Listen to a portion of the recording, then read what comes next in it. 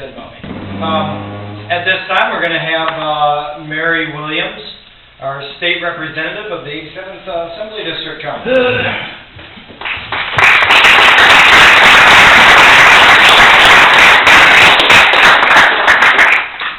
Yeah. Do I need this? Yeah. I'm going to stand real close to everybody. I'm sorry that Kathy had to leave because I wanted to tell her what a great DA she was. She is. And when I have bills that come forward, come to my office for co-signatures. If they have anything to do with the legal field, I'll send them out to the district attorneys, to the sheriffs, to the police chiefs, and ask how they feel about those bills. Because we don't know everything, even though some people think they know everything. It's nice to get the opinion of the person that's going to have to work with this. So Kathy's been a great asset. And also, I wanted to talk about district attorneys in another light. I want you all to take out your next utility bill and see what it says on there. Now, for a long time, we've been paying a little tax to help those who don't have enough money to pay their utility bills. We do pay a few cents, whatever it is. Now there's a new thing on there. It says Wisconsin Act 28. Do you know what that is? Anybody? Okay, one of my constituents called and said, what the heck is Wisconsin Act 28? I got it on my utility bill. And I said, well, I'm going to have to look. So we looked. And now you are paying a tax to pay the district attorney's salaries and benefits. Not a good thing. That should come out of our budget. It should not come out of your pockets on your utility bill. I think it's despicable. And what happened was the Democrats could not quit spending. And they spent, and they spent, and they spent in the budget. So now they have to figure out how they're going to get more money in. So you just tack it on there, and they feel that most people won't even know what it's for. Because most of you good people figure, well, it's just a little money to help out those that aren't as fortunate as us. Well, come on, this is kind of silly. But there's a lot of silly things in the budget. So what we're doing, my side, our side, we're going after jobs. We have, you know, what makes the world go round?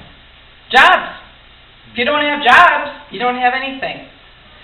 So what we're doing is we did go all over the state and we held listening sessions with employers. We wanted to see how they feel about what we're doing.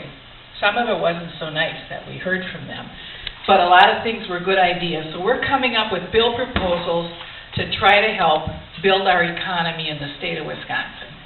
That is one thing, and I'll have the first bill out. I try to do this in the budget. I had the First Amendment. And they had been talking before we started that day, they were talking about bipartisanship. We need to have bipartisanship. You Republicans should get along with us. We need to do this.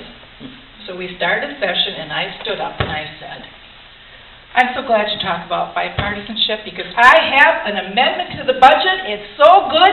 I know every one of you here is going to vote for it. It's going to be the best bipartisanship issue ever.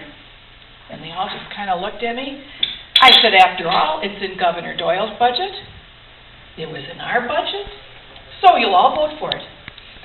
What it was is to give a business person a 10% tax break on his payroll if he hired somebody for 40 hours. A new person for 40 hours. Didn't get one vote. Not one vote. Wow. They did not want, we had about 130 amendments. I think they took one. So their bipartisanship is really not paying off at all. Now, a couple weeks ago, somebody said to me, how can you stand being there? How can you stand the stuff that goes on? And you know, at that moment, it was very hard for me to think about running again. Because I had been getting pages from my staff telling me about all the fraud that's gone on in the state. We're losing millions and millions of dollars because we aren't watching closely enough. We had a babysitter in Milwaukee. she had a daycare center. She built the state out of almost $3 million. She lives in a 7,600 square foot house. There's a swimming pool in the house. There's a full basketball court in the house. And her Jaguar or whatever sits out in the driveway. Now, it's not bad enough. They did know this was going on. She's been investigated a couple times. And about 2 weeks ago, they issued her another check for $25,000. So, I said, why in the world would they do that? Well, she was on the old computer system, you see. And that didn't catch it. And my husband said, well, if they had somebody sitting there manually writing out those checks, they would have caught it. And I said, yes, they would. But when you look at the whole state, another thing, they got 17,000 credit cards. Can you imagine what's going on with them? People are purchasing things like a computer for their house, things like that. Not being caught until we said we want an audit. So there's been a few audits of different departments. So it really can get to you when you think, I've been there 7 years and it's getting worse. So I don't know if it's me or if it's just the whole system. But at that point, when I looked at all the sheets that I had gotten, telling about all the problems, university system, I love it. I graduated from Stevens Point. My children went through the university system. They are putting in a new computer system that is going to take care of their salaries and their benefit package. That computer program is costing $81 million. They're working with 2 companies. One company will get about 60-65% of the money. That company is being investigated by the federal government. So this is the kind of stuff that goes on, and it can get you down once in a while to think, all this is going on. This is costing all of you money. And at some point, it's like they don't care. Oh, well, you know. The UW system put in a computer program, all new computers a few years ago. They got them all put in, millions of dollars, and they said, hey, you know what? We don't like these. Let's get something new. And they did.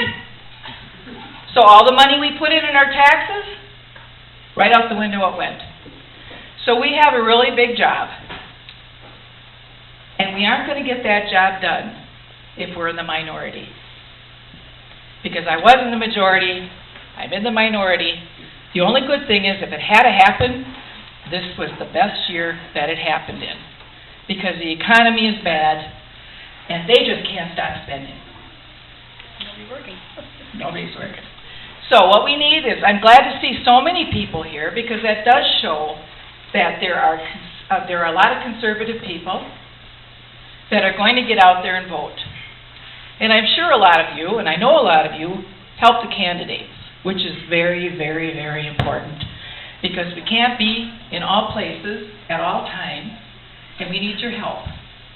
Whether you help with literature or help with signs, whatever you do to help will help us get back into the majority. And that's what we need to do to make some good changes. I almost hate to use that word change, but we have to make some changes. So some corrections. Okay. Does anyone have any questions? Okay. Thank you all for all your support. I appreciate it. Not surprising what you said so. No, well, it's kind of sad though. Really, when you have to scrape sometimes to pay taxes or to pay your bills, and then just think that it's being thrown away, you know, that's pretty hard. So, with that, if you have any questions, if you want to talk to me later, and as I said before, if you need to see me and you can't get to me, call me up, call my office, toll-free number, and I will come to your house, and I will come to visit you. Because if you can't get to me, I'll come to you. Okay? Thank you much.